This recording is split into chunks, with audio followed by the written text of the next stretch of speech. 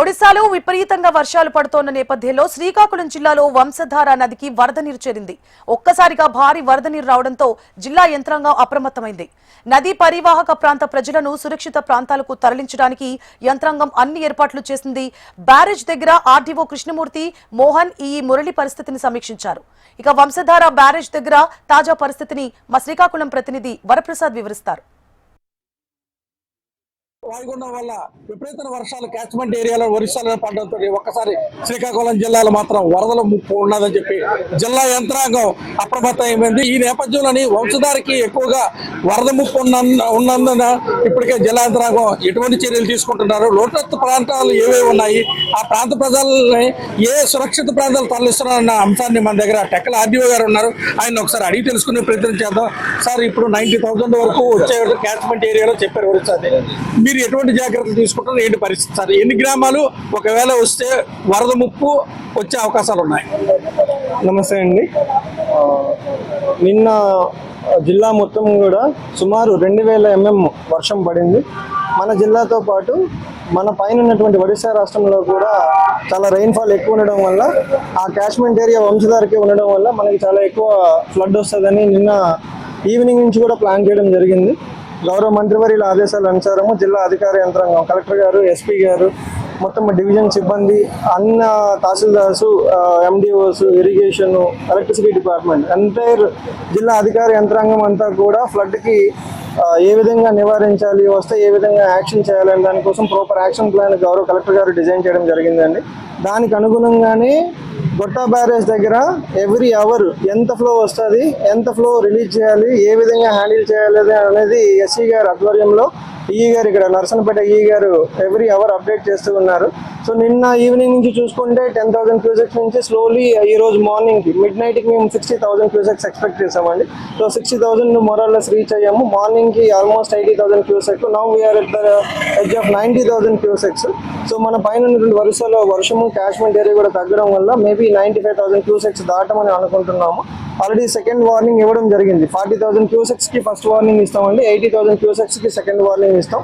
So ఈ Vamsadhara catchment ఏరియాలో ఉన్నటువంటి కొత్తూరు మండలము, తర్వాత హిరమండలం, ఎల్ఎన్పేట, ఈ 3 మండలాలు ఎఫెక్ట్ అవ్వడానికి అవకాశం ఉన్నాయి. దానిలో భాగంగా 40,000 క్యూసెక్స్ ఇచ్చేటప్పుడు ఫస్ట్ వార్నింగ్లో భాగంగా హిరమండలంలో ఒక 4 మండలాలు, 4 విలేజ్లు, కొత్తూరులో 4 విలేజ్లు, ఎల్ఎన్పేటలో 2 విలేజ్లు అండి. సో 80,000 క్యూసెక్స్ కూడా మోరల్లెస్ అవే విలేజెస్, అంటే సుమారు 10 విలేజెస్. ఈ 10 విలేజెస్ అన్నీ కూడా రాత్రే ఆల్మోస్ట్ 8 o'clock టైం అప్పుడే, 8 to 9 టైం అప్పుడే గౌరవ కలెక్టర్ గారు, ఎస్పీ గారు, all sub division police officers, irrigation, electricity మొత్తం అందరం కూడా ప్రతి విలేజ్ కూడా వెళ్ళడం జరిగింది. వెళ్ళి వాళ్ళందరికీ కూడా అవేర్నెస్ కల్పించడం జరిగింది.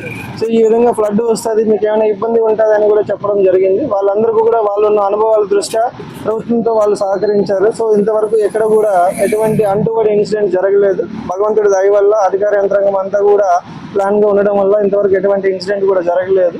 సో ఇనండేషన్ ప్రాబ్లం ఉంది అక్కడక్కడ. సో ఇనండేషన్ ప్రాబ్లమ్కి ఆల్రెడీ ఈరోజు మార్నింగ్ 6 o'clock నుంచి స్టార్ట్ చేయడం జరిగింది అండి. సో అగ్రికల్చర్ డిపార్ట్మెంట్ వాళ్ళు ఇనండేషన్ స్టార్ట్ చేశారు. డ్రోన్స్ ఆల్రెడీ పంపించాం ప్రతి మండలంలో. So more or less we're expecting inundation in Kotturu and Hiramandalam. So ఎక్కడైతే ఉందో డ్రోన్ విజువల్స్ అన్నీ కూడా ప్రాపర్గా చేసేసి దానిని గవర్నమెంట్కి మేము సబ్మిట్ చేస్తాం. ఎటువంటి ఏ రైతుకి కూడా పంట నష్టం ఏమైనా ఉన్నా దాన్ని మేము ప్రాపర్గా ఎన్యూమరేషన్ చేసి ప్రభుత్వం దృష్టిలో పెట్టి వాళ్ళకి నష్టపరిహారం వచ్చేటట్లు చేస్తామండి. అదేవిధంగా ఈ గారు ఉన్నారు. సార్, ఇప్పుడు యాక్చువల్గా లెఫ్ట్ కెనాల్, రైట్ కెనాల్ ఉన్నది.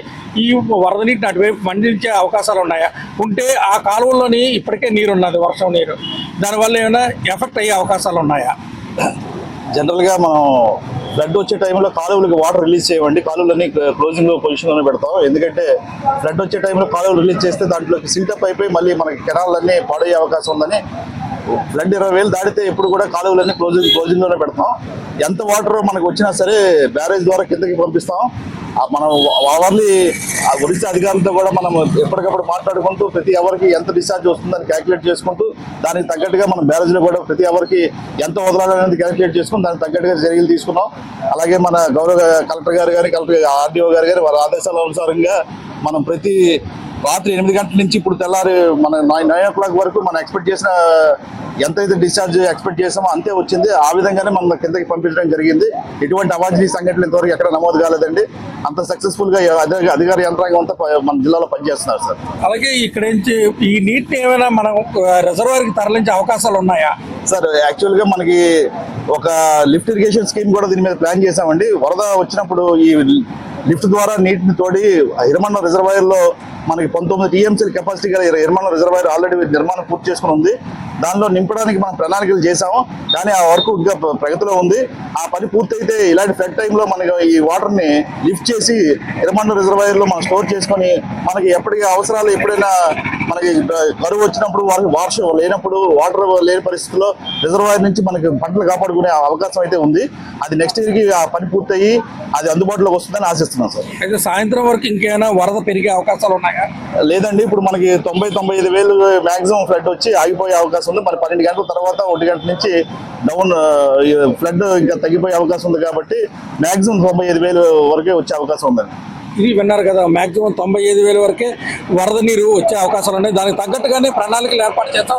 ఎటువంటి అవాంఛనీయ సంఘటనలు జరగకుండా కూడా అన్ని చర్యలు తీసుకున్నామని చెప్పేసి జిల్లా యంత్రాంగం చెప్తుంది. ఇది శ్రీకాకుళం జిల్లాలోని అల్పపీడనకు సంబంధించిన వరదకు సంబంధించిన తాజా సమాచారం. మరి మన గోపితో వరప్రసాద్ గొట్ట బ్యారేజ్ నుండి.